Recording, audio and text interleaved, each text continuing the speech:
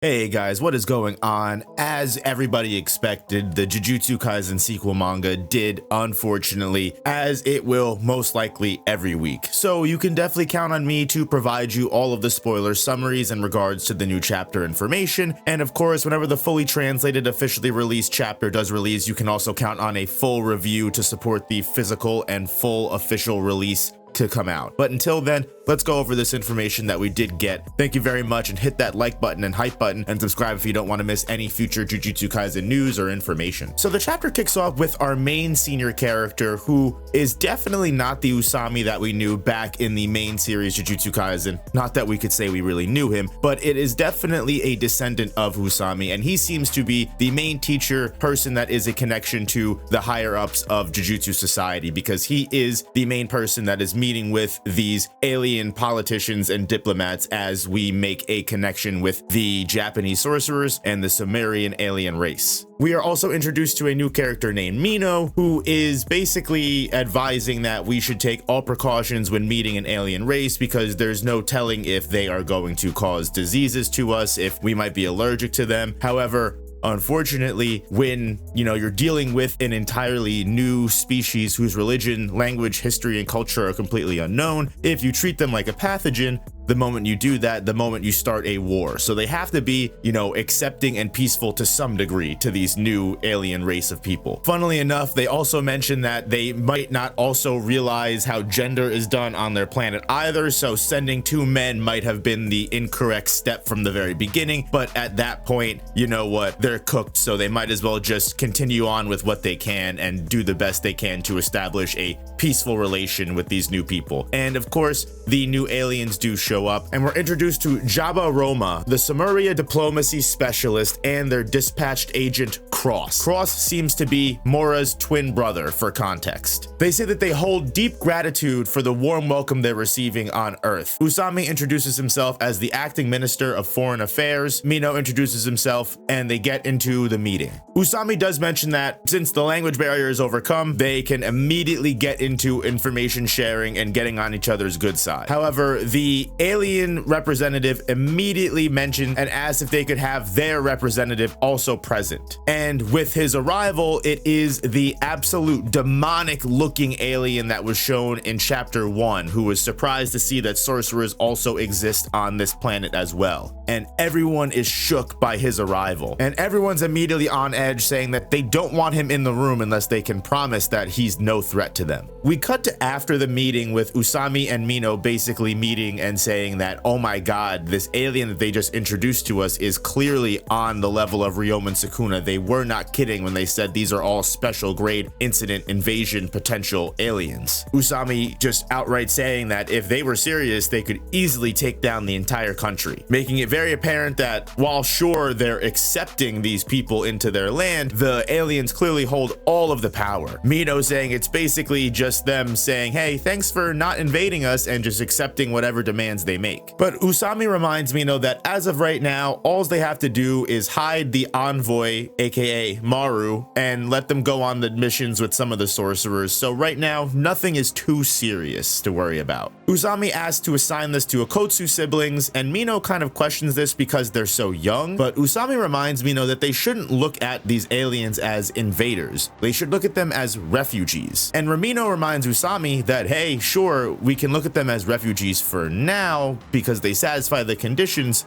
but we should definitely understand the scope of what we're allowing into the country. However, Usami strictly corrects Mino and says, hey, look, over the last 62 years since we signed this treaty, we basically have followed the United States' footsteps when it came to nationalism. We're an island nation, we're pretty exclusionary, we normally don't accept refugees, we normally don't accept things of this nature, so we have to not repeat the same mistakes as our elders, and we have to make the right step here in making a good relationship with these new species of people that are coming onto our land, especially since they've done nothing but exclude themselves from the outside world. This is their chance to change the status quo of the country. Because just like sorcerers were before, if the information of aliens just gets out to the world, it could lead to a humongous conflict amongst all different countries. So for right now, they have to keep everything on hold and handle it themselves. Usami says what's going to melt the hearts of Sumeria, the aliens that are coming to them, are not adult formalities and what they can bring through politics and diplomacy. Usami says that what will gain the trust of the Sumerian people is the heart and spirit of the next generation, almost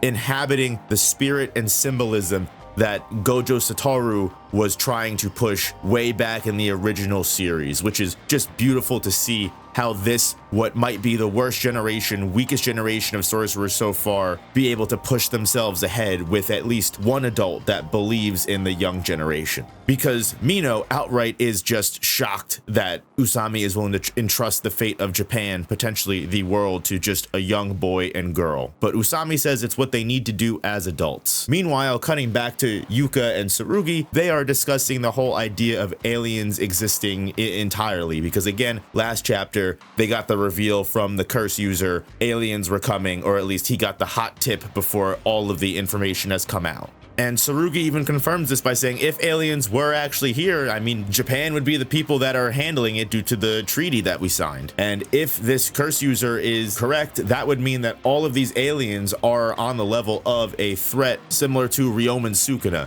which is so funny to see how people like Yuka and Tsurugi know Ryomen Sukuna as the person that gave Grandpa his scar and this monster that they probably heard from bedtime stories, which just seems too good to be true to people that, again, probably heard Sukuna as some kind of bedtime imaginary, monster. Tsurugi reminds Yuka that, hey, you know what, he's a scum, trafficker, but at the end of the day, he's not gonna lie. He's probably someone we can trust the most. So we might as well, take his word on it. If he's got credibility, especially with what they saw Maru do, they have to go ask him directly. They outright mention that even with all of the weird stuff that sorcerers are capable of, they have never met a sorcerer that has a third eye. So they literally have to assume that the alien thing is probably actually a real thing, despite Usami introducing Maru as an inspector from a alliance country. And since they can't trust Maru and they can't just ask him directly, they're going to have to go to a completely different source, which is the curse user they now have in custody. And when they actually arrive to see this guy, he feigns, I expected you guys to come here this entire time. And the moment that he starts playing those games, Tsurugi asks Mino, the person that gave them access to the prisoner, to leave because, he might have explosives and we need to be able to disarm them. We can't worry about you, which gives them free reign to talk to this curse user about all of the information they can without Mino eavesdropping. They bicker back and forth about who's smarter than the other because he came off as a smartass by saying he expected them to come visit, and Yuka says she hates people that act smart when they're not. But the curse user is pretty right on the money and says, you guys are asking about the aliens, right? I had to guess that you would be interested after I dropped that hint. Tsurugi's curious where the curse user would have even came up with that information since they haven't even found out yet. And the curse user mentions that if any kind of information nowadays is spread digitally, it's almost guaranteed to leak, especially since with the birth regulation, deregulation, law enforcement, and just all the craziness of AI and over the years, the government has lost all track of digital information as it is. So people that are looking for it are easily able to find information that they want. He directly knows that they're called Sumerians, and Yuka kind of is confused and finds it hard to believe aliens exist at all. But the curse user reminds her that, hey, you're a sorcerer that fights cursed spirits. You're really gonna worry about what's real and what's not?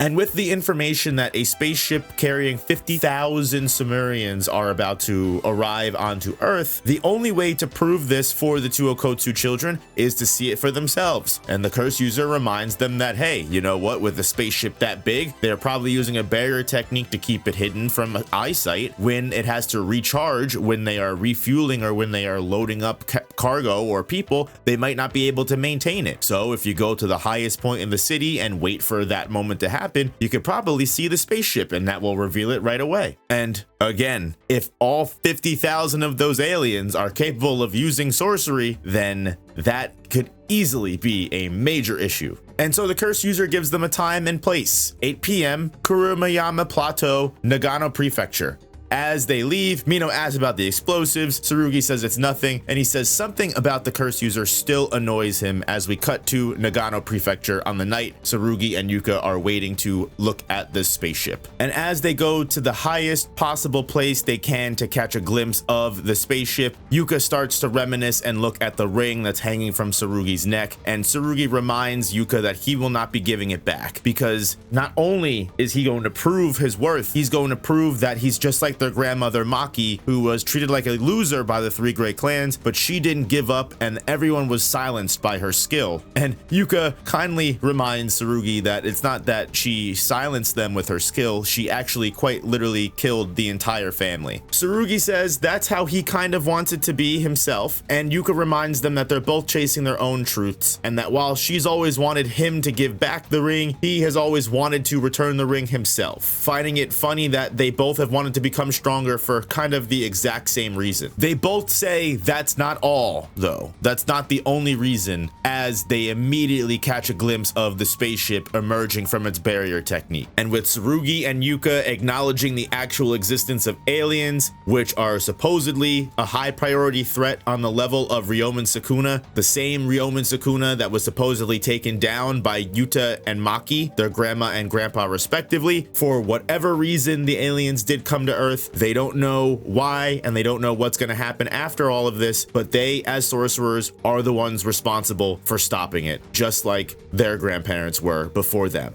And as they stare at the alien spaceship, knowing that their lives will never be the same and that grandma and grandpa aren't here to save them any longer, they both know they can no longer stay like this. Yuka looks into the sky and asks to become like Yuta Okotsu, and Tsurugi asks to become like Maki. Cutting again to a different scene, we get to Maru and Cross, where again we are getting it confirmed that Cross is definitely Maru's twin brother. Maru happy to see Cross as it's been a while, but Cross immediately just gets to business and says that Maru will simply continue to act alongside the Jujutsu sorcerers for now. Maru's curious if any of that is even necessary, considering that they've already figured out that they're sorcerers, meaning there's good and bad people, just like Sumerians. There's nothing else to talk about. However, Cross believes that that does not matter as of right now, as currently they don't share a judgment of right and wrong. Cross says right now the Sumerians have not decided on either conflict or coexistence, which shocks Maru, who says conflict cannot be an option at all. And Cross says, you know what, if you want to keep thinking that, then keep gathering information and continuing to spend time with the sorcerers, because that's your job right now as a warrior. Maru wonders why Cross is leaving if supposedly Maru is the one doing all the work, and Cross says he has his own role to fulfill. Maru asks if they can have breakfast together tomorrow, since they've learned a lot and he wants to show him the country's food, but Cross says he's busy as he takes his leave. And in the final scene of the chapter, as Yuka and Tsurugi are making their way off, Tsurugi realizes he left his Jujutsu High ID behind and needs to go back home to redo the linking to his phone, and on his way back, he finds what he believes to be Maru, only to realize that it's actually Cross, the twin brother. Tsurugi tries to make a joke about Maru standing at the edge of the platform, and Cross says, "Shut up, don't talk to me," and immediately leaves, making Tsurugi wonder what the heck is up with that guy, and that is the end of the chapter. Not really any new lore, we really are just focusing more on what the integration of aliens is looking like for Jujutsu Society, which I am all the more into because we have to find out how the heck these aliens are going to be involved in the story of Jujutsu Kaisen. But I can't tell you, I am definitely hungry for some more information on some of our previous characters. So until next time, guys, hit that like button, subscribe if you don't want to miss any future spoiler summaries or chapter reviews, and I'll see you guys in the next one.